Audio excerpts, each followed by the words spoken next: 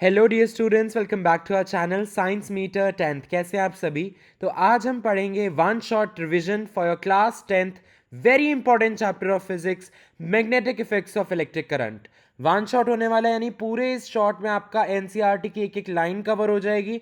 Diagram सारे important वाले मैंने इसके अंदर इंक्लूड कर दिए हैं। इसके बाद आपको एनसीईआरटी पढ़ने की ज़रूरत नहीं है, आप ये इसको एक बार देख लो, आपके सारे कंसेप्ट क्लियर हैं। ठीक है, तो चलिए शुरू करते हैं। But before starting I request you to please like share and subscribe. आप करते नहीं हो यार, सब्सक्राइब करो ताकि कोई भी ऐसी और इंपॉर्टेंट वीडियो आपकी मिस ना हो जाए। तो पहला कंसेप्ट आता है इसके अंदर मैग्नेटिक नीडल के बारे में, जो कि खुद एक बार मैग्नेट होते हैं जिसके खुद दो पोल्स होते हैं, नॉर्थ पोल साउथ पोल। ठीक है, और हमें शुरू से पता है कि लाइक पोल्स मतलब सेम सेम पोल्स आपस में रिपेल होती हैं एंड अनलाइक पोल्स अट्रैक्ट करती हैं एक दूसरे को। ठीक है, अब सेकंड जो इंपॉर्टेंट टॉपिक आपको पता होना चाहिए कि कंपास नीडल डिफ्लेक्ट क्यों करती है। बच्चे, जब एक वायर के अंदर आप करंट प्रोड्यूस करते हो तो एक करंट कैरिंग वायर एक मैग्नेट की तरह बिहेव करती है। ठीक है, it produces a magnetic field around it, जिसकी वजह से कंपास नीडल डिफ्लेक्ट होती है जब कंपास नीडल को उस करंट कैरिंग वायर के आसपास रखा जाता है। अब डिफ्लेक्शन ऑफ कंपास नीडल एक तीन फैक्टर्स पर डिपेंड करती है। Number one, direction of current. अगर आप डायरेक्शन ऑफ करंट बदल दोगे, यानी उल्टी डायरेक्शन में, रिवर्स डायरेक्शन में करंट को फ्लो करवाओगे, तो नीडल पहले जो डायरेक्शन में डिफ्लेक्ट हो रही थी अब वो रिवर्स्ड डायरेक्शन यानी ऑपोजिट डायरेक्शन में डिफ्लेक्ट होगी। सिमिलरली मैग्नीट्यूड ऑफ करंट, अगर आप करंट का मैग्नीट्यूड यानी जो उसकी वैल्यू है, उसकी जो स्ट्रेंथ है, उसको बढ़ा दोगे तो डिफ्लेक्शन भी तेज होने लगेगी, इट इंक्रीजेस। ठीक है, and third is distance from the wire. अगर आप वायर से डिस्टेंस दूर कर दोगे मैग्नेट का तो स्ट्रेंथ में ऑफ मैग्नेटिक फील्ड कम हो जाएगी, जिसकी वजह से डिफ्लेक्शन भी कम हो जाएगी। चलिए आगे बढ़ते हैं मैग्नेटिक फील्ड के बारे में। Magnetic field is basically the region around a magnet in which it can exert force. You know, एक मैग्नेट जो होता है वो अपने आसपास एक रीजन बना लेता है जिसके अंदर कोई भी मैग्नेटिक मटेरियल या कोई भी आप मेटल का पीस रखोगे तो it will force will be exerted on that particular piece. ठीक है, जैसे कि कंपास नीडल हो गया, तो it has both magnitude and direction, इसीलिए मैग्नेटिक फील्ड को एक वेक्टर क्वांटिटी भी कहा जाता है। अब डायरेक्शन कैसे निकालते हैं मैग्नेटिक फील्ड की? It is always along the direction in which north pole of the compass points towards. तो अगर आप एक कंपास रखोगे एक मैग्नेटिक फील्ड के अंदर, तो जिस भी डायरेक्शन में कंपास का नॉर्थ पोल होगा, नीडल का नॉर्थ पोल, उसी डायरेक्शन में उस पर्टिकुलर पॉइंट पे मैग्नेटिक फील्ड की डायरेक्शन होगी। या आप इसको ऐसे भी समझ सकते हो, इट इज़ ऑलवेज टेंजेंट के अलोंग होती है। अब मैग्नेटिक फील्ड लाइंस की कुछ प्रॉपर्टीज़ पढ़ेंगे। They always form closed loops, ये बंद लूप्स बनाते हैं। और ये हम क्यों प्रूव कर सकते हैं? क्योंकि आउटसाइड द मैग्नेट जो मैग्नेटिक फील्ड लाइंस होती हैं वो नॉर्थ पोल से साउथ पोल में जाती हैं, and inside the bar magnet आप ले लो या कोई भी तरह का मैग्नेट आप ले लो, the magnetic field lines always move from the south pole to the north pole. Second is degree of closeness tells the strength of the magnetic field. जितनी ज़्यादा मैग्नेटिक फील्ड लाइंस क्राउडेड होंगी उतना ज़्यादा magnetic field की उस point पे strength ज़्यादा होगी, स्ट्रॉन्ग होगा उस पॉइंट पे मैग्नेटिक फील्ड जहाँ पे आपकी मैग्नेटिक फील्ड लाइंस काफ़ी ज़्यादा क्राउडेड है। Third is they can never intersect. अगर आप मानो कि दो मैग्नेटिक फील्ड लाइंस इंटरसेक्ट हो रही हैं, इसका मतलब उस पर्टिकुलर पॉइंट पे जहाँ पे दो मैग्नेटिक फील्ड लाइंस इंटरसेक्ट हो रही हैं उस पे तो दो डायरेक्शंस हो जाएंगे मैग्नेटिक फील्ड की।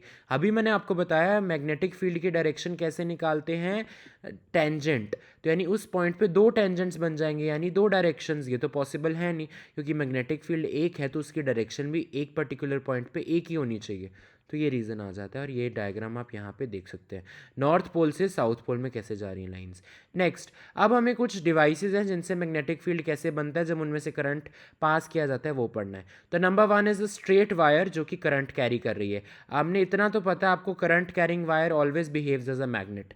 तो क्या पता जब वो वायर एक स्ट्रेट है, मतलब सीधा है, बिल्कुल मुड़ा हुआ नहीं है, तब जो मैग्नेटिक फील्ड का पैटर्न होगा that will be in the form of concentric circles. Concentric circles मतलब सर्कल के अंदर सर्कल के अंदर सर्कल, ये होता है कंसेंट्रिक सर्कल्स।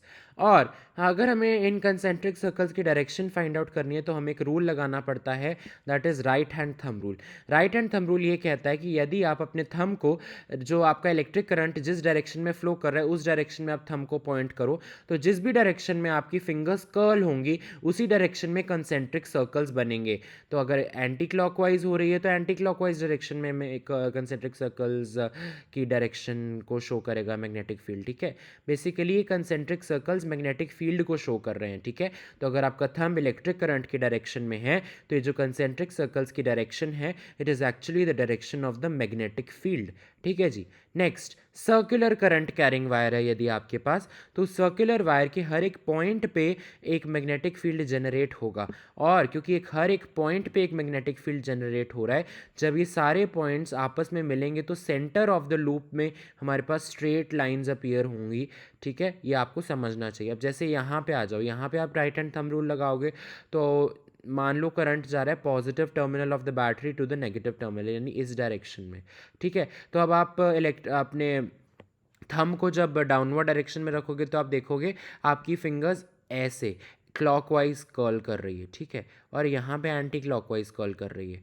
तो इनडायरेक्टली फील्ड लाइंस कुछ इधर को जा रही हैं और यहाँ वाली साइड से इस पॉइंट से देखोगे तो इधर को जा रही हैं। और जब ये आपस में इतना पैरेलल हो जाएंगी कि सेंटर ऑफ द लूप में आते आते आपको पैरेलल लाइंस मिलेंगी। बात समझ में आती है। If there is a circular coil having N turns, ठीक है, तो जो फील्ड वो circular current carrying coil produce करेगा that will also be N times as large. क्यों? क्योंकि एक टर्न से यदि एक particular amount of magnetic field हो रहा है तो जब एन टर्न्स है हमारे पास वो भी सेम डायरेक्शन में, तो वो फील्ड एड अप होता रहेगा एन टाइम्स, यानी n plus n plus n, तो इसलिए एन टाइम्स बोल दिया, ठीक है। And third is a solenoid. What is a solenoid? A solenoid is a coil of many turns, circular turns of insulated copper wire wrapped closely in the shape of a cylinder, जैसे कि आप यहाँ पे भी देख सकते हैं। अब कुछ प्रॉपर्टीज़ हैं जो आपको समझनी चाहिए। नंबर वन इज कि जो आपका सोलेनॉइड है उसकी जो मैग्नेटिक फील्ड लाइंस है it is similar to that of a bar magnet. Second is कि जो सोलेनॉइड के अंदर फील्ड लाइंस है they are in the form of parallel straight lines. इसका मतलब हर पॉइंट पे मैग्नेटिक फील्ड बदल नहीं रहा है, इसका मतलब यूनिफॉर्म है magnetic field inside the solenoid, बात कर रहा हूँ मैं। एंड थर्ड इज इलेक्ट्रोमैग्नेट कैसे बनता है? जब क्योंकि जो ये सोलेनॉइड है इतना स्ट्रॉन्ग मैग्नेटिक फील्ड प्रोड्यूस कर रहा है कि यदि एक कोई भी मैग्नेटिक मटेरियल जैसे कि आप सॉफ्ट आयरन ले लो, वही मैंने कहा ना, तो वो मैग्नेटाइज हो जाएगा and it will behave as a temporary magnet यदि उस मैग्नेटिक मटेरियल यानी सॉफ्ट आयरन को इस कॉइल के अंदर यानी सोलेनॉइड के अंदर इंसर्ट कर दिया जाए। बात समझ में आई? अब हम बात करते हैं force on a current carrying conductor. आपको पता है एक अभी मैंने आपको बताया एक करंट कैरिंग कंडक्टर एक मैग्नेट की तरह बिहेव करता है, लेकिन अगर इस मैग्नेट की तरह बिहेव करने वाले कॉइल को एक एक्सटर्नल मैग्नेटिक फील्ड के अंदर रख दिया जाए तो आपको पता है उस मैग्नेटिक जो ये बिहेव कर रहा है एज अ मैग्नेट, ये करंट कैरिंग कंडक्टर जो बिहेव कर रहा है as a magnet, it will experience force due to that external magnetic field. तो वही है। और इसकी डायरेक्शन डिपेंड करती है कुछ फैक्टर्स पे। Number one is the direction of the current, ठीक है जी। तो and the second is direction of the magnetic field. अगर इनमें से कोई भी रिवर्स होगा तो फोर्स की डायरेक्शन भी रिवर्स हो जाएगी। कहने का मतलब है अगर करंट की डायरेक्शन रिवर्स हो जाएगी तो आपका जो फोर्स एक्ट हो रहा है वो भी रिवर्स हो जाएगा। एंड अगर मैग्नेटिक फील्ड की डायरेक्शन रिवर्स हो जाएगी तो जिस डायरेक्शन में फोर्स पहले हुए एक्सपीरियंस हो रहा था उस पर करंट कैरिंग कंडक्टर पे वो बदल जाएगा, ऑपोजिट हो जाएगी, वो भी रिवर्स कर जाएगा, ठीक है। मैक्सिमम फोर्स कब एक कंडक्टर एक्सपीरियंस करता है? जब direction of current is perpendicular to direction यानी ऑफ मैग्नेटिक फील्ड, यानी मैग्नेटिक फील्ड और करंट की डायरेक्शन में 90 डिग्री का एंगल हो।